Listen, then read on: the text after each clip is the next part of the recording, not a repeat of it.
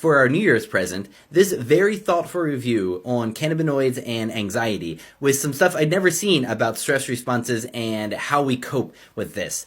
But be warned, this one is a very deep dive into the neurochemistry of what's going on. So if you're into that, hold on to your butts.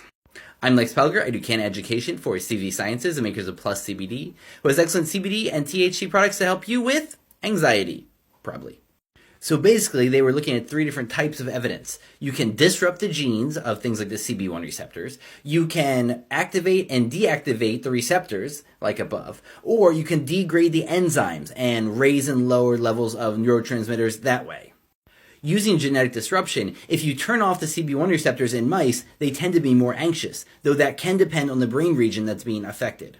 In humans, we have different variants of our CB1 receptor, and certain variants of that CB1 receptor leave someone more liable to be anxious or to have panic attacks. Using the obvious pharmacological tool of activating or blocking the CB1 receptor with different drugs, you have a puzzling range of anxiety-lowering and anxiety-raising effects. Also, the binding to the CB1 receptor and to the CB2 receptor isn't enough to account for all the anxiety effects, and maybe there's a CB3 receptor out there waiting to be discovered and cloned.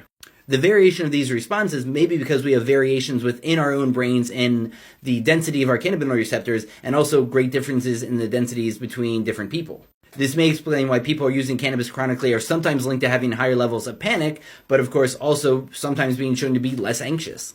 Though it was speculated that some of those formulations didn't have enough CBD. Finally, stress brought on by certain conditions like chronic pain may respond differently and be influenced by a different set of receptors such as GABA, norepinephrine, or TRPV1.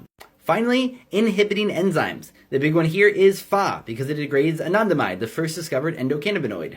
A wide swath of literature reports that you lower anxiety when you inhibit the Fa enzyme, which is also a function of CBD.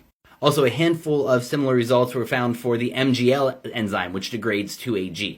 In humans, certain genetic variants of the Fa enzyme are linked to increased levels of anxiety, and treating humans with Fa inhibitors tend to lower anxiety and to dampen the brain's response to emotional stress.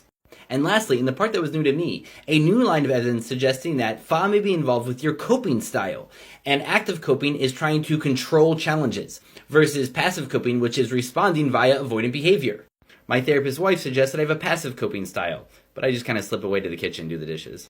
So there's the anxiety breakdown when you're looking at basically just CB1, CB2, and the Fa enzyme. This author is saying that the rest of the neurotransmitters involved were mostly outside the scope of this review. So it's this complicated at this level, let alone all the other tools that the endocannabinoid system is using. It's very fascinating and fun stuff. Thanks for sticking along for the ride.